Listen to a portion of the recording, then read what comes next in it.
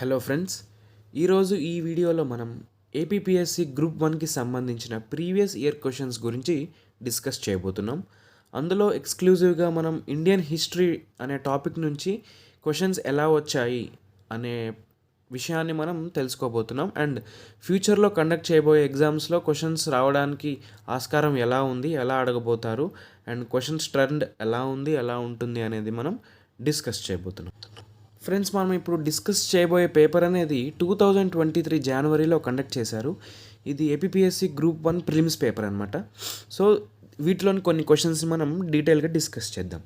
So first question వచ్చేసి, during the Indus valley civilisation the beads manufacturing industry was located at. Beads manufacturing industry ఎక్కడ locate అయ్యి ఉంది Indus valley civilisation పీరియడ్లో అని మనకి question వేశారు. దాని ఆన్సర్ వచ్చేసి చాన్హోదారో అండి. ఆప్షన్ 3 చాన్హోదారో. ఇది వచ్చేసి మనకి డైరెక్ట్ క్వశ్చన్ అండి. ఇలాంటి క్వశ్చన్ రావడం చాలా రేర్. అంటే ఇప్పుడు ట్రెండ్ మారింది కాబట్టి ఇప్పుడు అన్ని స్టేట్మెంట్ రూపంలో క్వశ్చన్స్ అడుగుతున్నారు. సో ఇట్లాంటి క్వశ్చన్ వస్తే మనకి లక్కీగా 1 మార్క్ వచ్చేసినట్టే.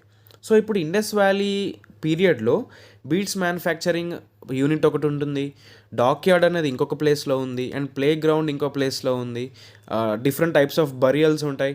ఇలాంటివన్నీ ఏ లొకేషన్లో ఉన్నాయి అని మనం చూసుకోవాలి ఖచ్చితంగా. నెక్స్ట్ క్వశ్చన్ కనుక చూసుకుంటే, Hathigumpha inscription of Kharavela gave the details of irrigation facilities provided in the Kalinga region by అనేసి 4 ఆప్షన్స్ ఇచ్చారండి. సో ఈ క్వశ్చన్ ఏంటంటే, హాతిగుంప ఇన్స్క్రిప్షన్లో ఇరిగేషన్ ఫెసిలిటీస్ గురించి ఇన్ఫర్మేషన్ ఉంది. కళింగ రీజియన్లో ఆ ఇరిగేషన్ ఫెసిలిటీస్ అనేవి ఏ రాజు ప్రొవైడ్ చేశారు పీపుల్కి అని క్వశ్చన్ అడిగారు. దీని ఆన్సర్ వచ్చేసి ఆప్షన్ 1 మహాపద్మనంద, నంద డైనాసిటీ అండి. సో మనకి హిస్టరీ అనేది తెలుసుకోవడానికి మెయిన్ సోర్స్ అనేది యాన్షియంట్ హిస్టరీలో ఇన్స్క్రిప్షన్స్ అండి. ఇప్పుడు మనం మిడివల్ హిస్టరీకి వచ్చేసరికి అక్కడ మనకి లిటరరీ ఎవిడెన్సెస్, రిటర్న్ ఎవిడెన్సెస్ ఉన్నాయి. కానీ యాన్షియంట్ హిస్టరీలో మనకి హిస్టరీ తెలుసుకునేది ఎలా అంటే ఇన్స్క్రిప్షన్స్ రూపంలోనే మనం తెలుసుకోవాలి. కాబట్టి ఖచ్చితంగా ఇన్స్క్రిప్షన్స్ గురించి ఒక క్వశ్చన్ అయితే ఖచ్చితంగా వస్తుంది. ఎస్పెషల్లీ అశోక పీరియడ్లో ఉన్న ఇన్స్క్రిప్షన్స్ మీద ఖచ్చితంగా ఒక క్వశ్చన్ అడిగితే అడుగుతారు. సో యాన్షియంట్ హిస్టరీలో ఎక్కువగా ఇన్స్క్రిప్షన్స్ మీద స్ట్రెస్ చేయండి. మనం అనుకున్నట్టే నెక్స్ట్ క్వశ్చన్ అశోక గురించి ఉంది. So select the correct statements regarding the inscriptions of Ashoka గురించి మళ్ళీ ఇన్స్క్రిప్షన్ మీద అడిగారు క్వశ్చన్. ఫస్ట్ స్టేట్మెంట్ చూద్దాం. They are in Brahmi, Kharosthi, Greek and Aramaic scripts. So ఈ స్టేట్మెంట్ అనేది 100% కరెక్ట్ అండి. ఇన్స్క్రిప్షన్స్ అనేవి ఈ 4 స్క్రిప్ట్స్లో మనకి అవైలబుల్ ఉంటాయి అశోక కాలంలో. ద సెకండ్ పాయింట్ ఏంటంటే, the monarch's name was mentioned as Ashoka only in Maski and Gurjara inscriptions. So ఇది కూడా 100% కరెక్ట్ స్టేట్మెంట్. థర్డ్ స్టేట్మెంట్ వచ్చేసి, the 13th rock edict mention the names of 5 Greek rulers as his contemporaries. అశోకుడికి contemporary ఉన్న రాజులు, Greek రాజుల పేర్లని ఈ 13th rock ఎడిక్ట్లో mention చేశారంటున్నారు. ఇది కూడా 100% కరెక్ట్. అండ్ ఫోర్త్ స్టేట్మెంట్ వచ్చేసరికి, 4th and 5th addicts mention the war of succession with his brothers. So ఈ statement ఒకటి రాంగ్ అండి. ఫస్ట్ 3 అనేవి కరెక్ట్. సో కరెక్ట్ ఆన్సర్ వచ్చేసి ఆప్షన్ 1, 2 and 3 ఓన్లీ.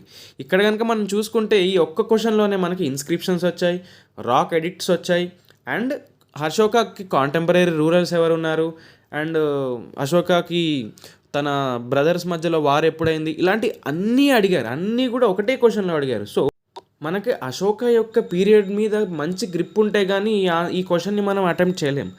సో ఖచ్చితంగా అలాంటి గ్రిప్ అనేది మనం హిస్టరీ టాపిక్లో తెచ్చుకోవాలి. నెక్స్ట్ ఈ 7th క్వశ్చన్ అనేది గుప్తాస్ మీద వచ్చిందండి. Which of the following was not the feature of the guilds during the Gupta period. ఇక్కడ గిల్డ్స్ అంటే శ్రేణులు, ఇట్స్ నథింగ్ బట్ మార్కెట్. శ్రేణి అంటే ఒక మార్కెట్ అనుకోండి. సో ఇక్కడ ఆప్షన్స్ ఏమి ఇచ్చారు? Minted coins, non autonomous bodies, maintained armed bodies and worked as bankers అన్నారు.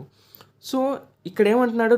Not the feature. గుప్తాస్ పీరియడ్లో ఫీచర్ కానిది ఏంటి అని అడుగుతున్నారు. ఇక్కడ second option is the right answer, non autonomous bodies అనమాట. అటానమస్ బాడీస్ అంటే ఏంటంటే ఇండిపెండెంట్ బాడీస్, ఎవరికి వాళ్ళు నడుపుకునే మార్కెట్స్ అనమాట. అట్లాంటివి ఎక్కువ ఉండేవి గుప్తా పీరియడ్లో. ఇక్కడ నాన్ అటానమస్ బాడీస్ అనేవి ఉండేవి కాదు.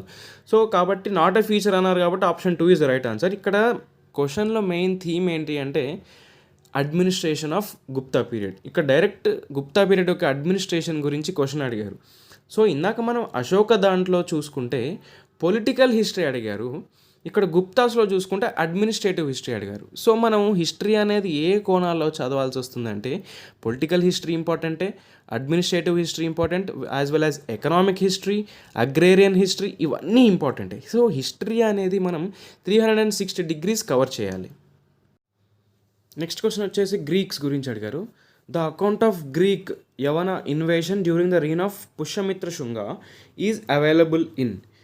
గ్రీక్స్ దండయాత్ర గురించి ఏ బుక్స్లో ఉంది అనేసి మనకి 4 బుక్స్ వాళ్ళ కవులు అండ్ బుక్స్ ఇచ్చేసి ఏ బుక్స్లో ఉంది అనేసి అడిగారు. సో ఇక్కడ ఆన్సర్ వచ్చేసి 1, 2 and 3.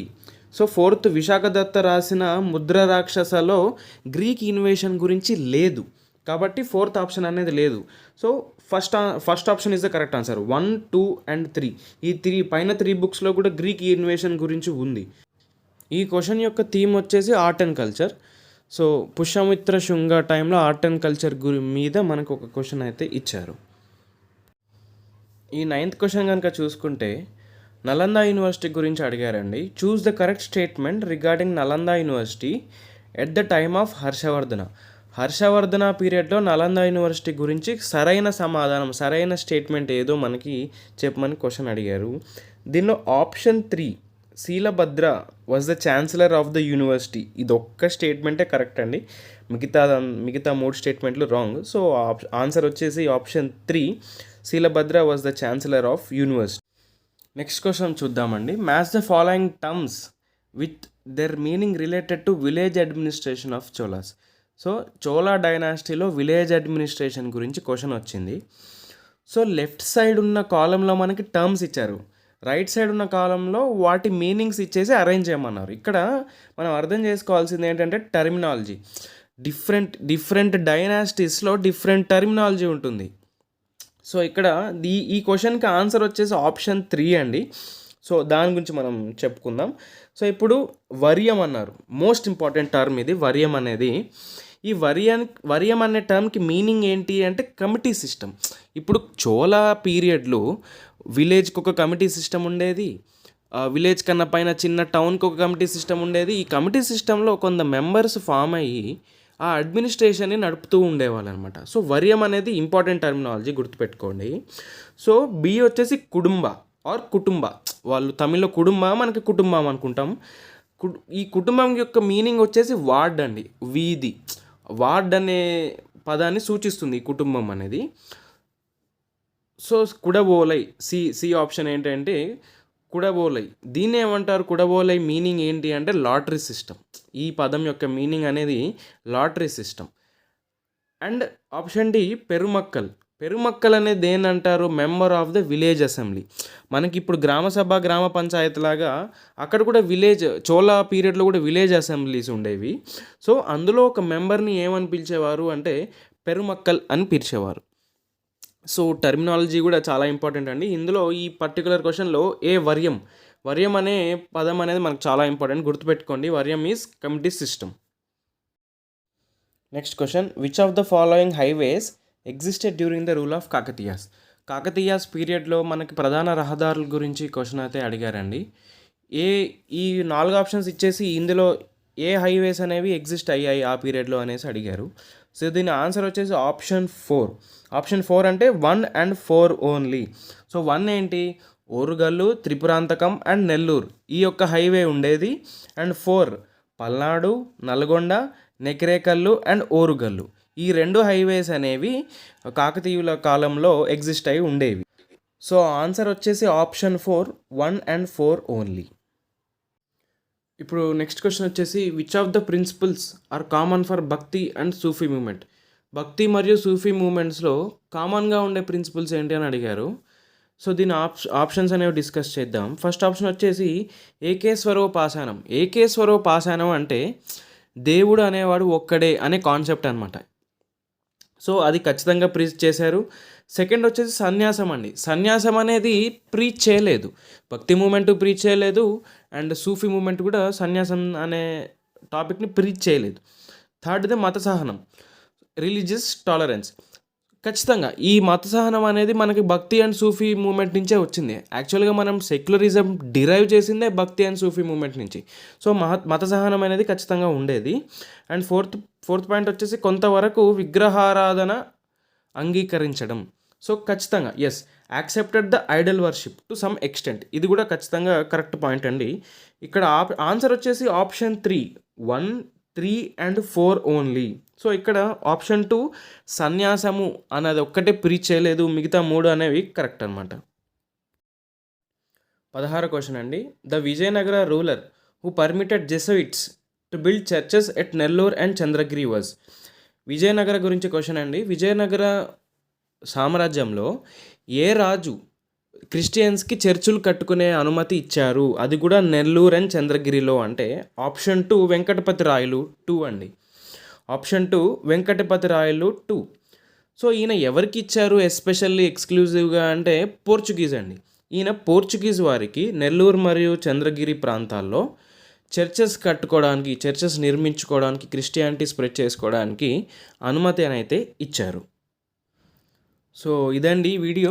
ఈ వీడియోలో కొన్ని మనం చాలా ఇంపార్టెంట్ ఇండియన్ హిస్టరీ క్వెషన్స్ అనేవి డిస్కస్ చేసాం. కొన్ని క్వెషన్స్ డిస్కస్ చేసాం. సో, నా వీడియో లిమిట్ వచ్చేసి 15 నిమిషాలే కాబట్టి సో, మరిన్ని క్వెషన్స్ నేను నెక్స్ట్ పార్ట్‌లో అప్లోడ్ చేస్తాను. సో, అందులో ఇంకొన్ని ఇంపార్టెంట్ క్వెషన్స్ ఎలా వచ్చాయి గ్రూప్ 1 ప్రిలిమ్స్‌లో, ఏపీపీఎస్సీ గ్రూప్ 1 ప్రిలిమ్స్‌లో అనేది మనం డిస్కస్ చేద్దాం. ఖచ్చితంగా నా వంతు ప్రయత్నం అంటే నేను క్లియర్‌గా చెప్పడానికే నేను ప్రయత్నం చేస్తున్నాను. సో, నా ఎక్స్‌ప్లనేషన్ గనుక మీకు నచ్చినట్లయితే లేదా ఛానల్‌ని ఫస్ట్ టైం చూసుకున్నట్లయితే ఖచ్చితంగా సబ్స్క్రైబ్ చేయండి. మీ ఫ్రెండ్స్ ఎవరైతే కాంపిటేటివ్ ఎగ్జామ్స్‌కి ప్రిపేర్ అవుతున్నారో వాళ్ళకి కూడా ఛానల్‌ని షేర్ చేయండి. ఖచ్చితంగా ఉపయోగపడుతుందనే ఆశిస్తున్నాను. సో, ఇక్కడి వరకు చూసినందుకు thank you so much and please do subscribe to the channel. ఇంకో వీడియోతో మీ ముందుకొస్తాను. Until then bye.